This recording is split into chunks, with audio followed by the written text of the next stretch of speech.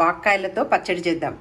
గింజలు తీసేసాను. ఉల్లిపాయలు, కరివేపాకు, పుదీనా, మిరపకాయలు, జీలకర్ర, మెంతులు, నువ్వులు, వాక్కాయలు.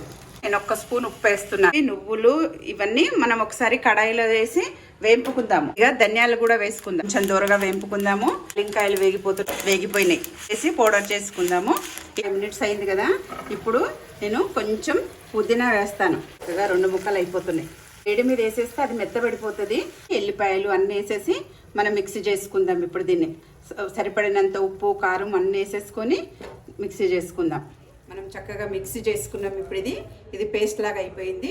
జీలకర్ర, ఆవాలు, శనగపప్పు, మినప్పప్పు, ఎండుమిరపకాయలు, కరివేపాకు దీంట్లోని కొంచెము ఫ్రై చేసుకుందాం దూరగా. ఇప్పుడు ఇది చక్కగా వేగిపోయింది. ఇంగువ, పసుపు ఇందులో వేసుకుందాం. ఇది వాకాయ పచ్చడి రెడీ అయిపోయింది. టేస్టీ వాకాయ పచ్చడి.